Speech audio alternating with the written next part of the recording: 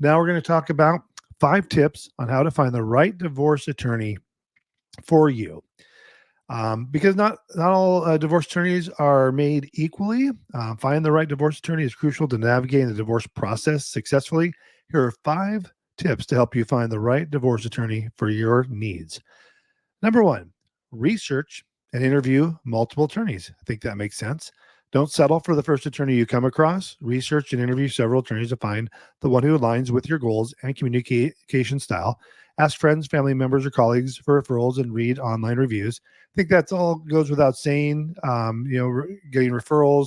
I think it's good to do all your due diligence you can in research online, and then maybe, I don't know, interview 2 or 3 of them. I mean, we all, there's people we like and don't like how they look, don't like what they say or how they said it, maybe their approach to it, maybe with the information, they just rub you the wrong way. Use your gut feeling and then back it up with the facts that you have regarding your research you did in reviews and so forth. Number 2, look for experience in family law. Duh. Don't settle for the first attorney you come up. Where are we at? Choose an attorney who specializes in family law or divorce cases. Experience in this area of law is essential for understanding the nuances of divorce proceedings. I think one thing I could add to that is the specialization part in family law, because I think a lot of attorneys may do, say, corporate law or business law or anything other than family law, and then they will also do family law as well. Does that make sense? Meaning, I think there's a lot of money to be made in family law because there's so many darn divorce cases going on. So it's kind of, they'll do that on the side, but their main litigation is I don't know, auto accidents or something like that. So make sure it's their primary focus or specialty. And there are additional levels of specialty within the family law attorney realm. I think it's called, I've seen the initials on the back end. I think there's a class or additional training in family law. I think it's CLFS. So what would that stand for? I don't know. Certified Family Law Specialist. That sounds good. That might be it. Don't quote me. But I think they have additional expertise in family law if they have that heading. Number 3, consider compatibility and communication. A strong attorney-client relationship is crucial. Look for an attorney with whom you feel comfortable and can communicate openly. During the initial consultation, assess their listening skills, responsiveness, and willingness to address your concerns.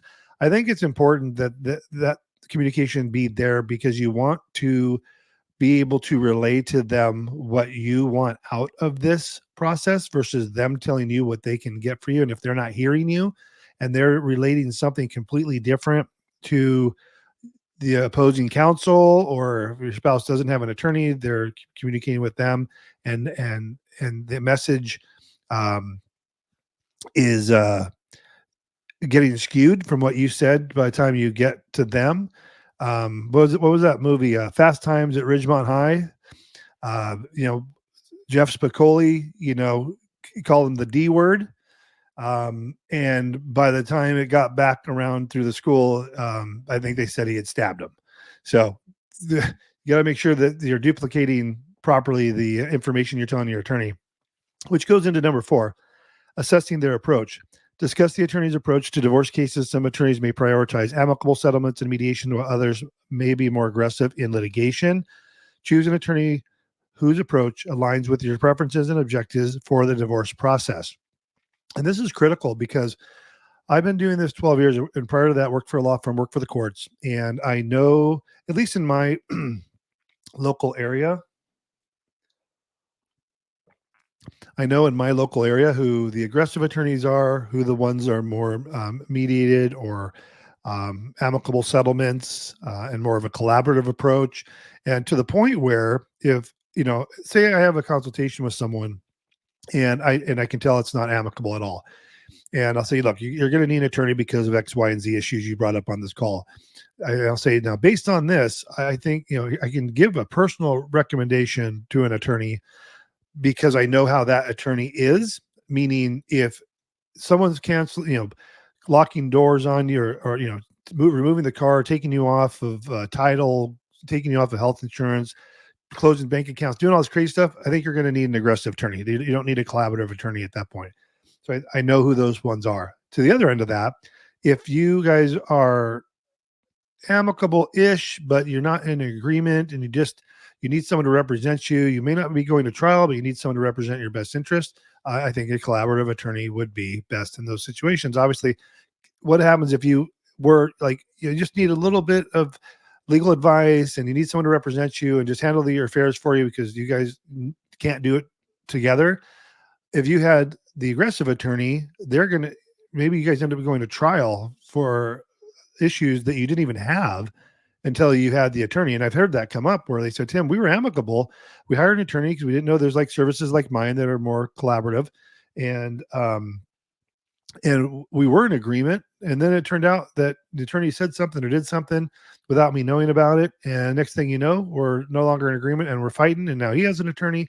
Now we both have attorneys and we're going to court. And prior to having the attorney, we were fine. And that does happen. So watch out for that. And that kind of goes back to, 1, 2, and 3 that we discussed about making sure they're a good fit for you. Number 5, evaluate fees and costs. Be clear about the attorney's fee structure from the beginning. Understand how they bill for their services, hourly rates, retainer fees, and any other additional costs. Ask about potential expenses and estimated costs, total costs of your divorce. I could probably do a full 30-minute video on this topic, and maybe I will, because you really, really need to read those retainer agreements. I would not, you're going to be talking to 3 attorneys anyways. Let's say you're going through the motions and you're taking all of my advice and advice that I've researched of what you should do. And you do all the due diligence, you do the checks, you do you check the reviews, you do all that, you do 3 consultations perhaps, and then you're going to select the best one. Then you can sign the retainer agreement. I don't think you necessarily need to sign the agreement in the office. Take it back, read it. You're going to have the attorney looking over your shoulder while you're reading, 4, 6, 8, 10 page retainer agreement. And what a lot of people miss is this evergreen clause in there that basically says, your initial retainer is not the total fee. And once we go over the retainer fee, we can continue to bill you. And I'm saying this very basically, but they can just continue billing you and go over and not have to notify you. And then you'll be responsible for any additional attorney's fees. That's all seems reasonable, except for you're not getting checked in with how much that bill is accruing beyond your initial retainer. So definitely read that. I mentioned last week, I had a guy we've already finished his divorce, already did their paperwork, and he was called 10 to 15. This is his words. I called 10 to 15 attorneys on the phone saying we're amicable. Can you finalize our divorce? And all that he kept hearing repeatedly was, my retainer is $3,500. My retainer is $5,000, whatever the retainer was. And I don't know if that'll be your total fee because I charge X amount, hundreds of dollars an hour. And if I go over, and you'll owe the difference. I cannot tell you what your total cost will be. Crazy. $800. I did their paperwork, and they were being asked for between $3,500 and $5,000 retainers for an amicable divorce. So I don't know why it took them 10 or 15 attorneys to find me for. My God, I do so many videos, so many blog posts, so many podcasts, TikTok, YouTube, all of it. And I know I'm not going to get in front of everyone's eyes, but I do my best to do that. But you definitely want, I know, having worked for a law firm in the past, the legal fees can quickly spiral out of control. So I'll close with this. Additionally, consider consulting with multiple attorneys before making your final decision. Many attorneys offer initial consultations, which can be an opportunity to discuss your case, get a sense of their approach, and ask questions about their fees and experience. By taking the time to research, interview, and evaluate potential attorneys, you can increase the likelihood of finding the right one to guide you through your divorce process effectively. Also, I want to add one last thing. Most attorneys charge a fee for a consultation, and I think you kind of get what you pay for. They usually will do a reduced rate. Maybe it's half of their normal hourly rate for that half hour consultation. Some will do a free consultation. I say you get what you pay for, because if you're going to go ask for legal advice and interview them and all that, it might be worth going to an attorney who charges a retainer, charges a fee for the consultation, because then they're not going to spend it trying to sell you on how great they are in using their service, because they know that this is a 30 minutes of basically a waste of their time if you walk out the door. Or maybe they use that 30 minutes somewhat asking your questions. I've heard this happen. They say, Tim, I went on this consultation. It was a free consultation, but it really felt like a sales pitch. gave me a little bit of the information, but not enough, like forcing me to have to hire them before they'd give me any real legal advice. Not all attorneys do that. I know there's some good attorneys out there that do not charge for consultations. I think it's not a full, I think they're doing an assessment, like, what do you have going on? And let me give you some basic legal advice. But if you really need, like, you're having issues, you have legal advice, pay for that hour. And then now they're, I don't say they're working for you, but they are.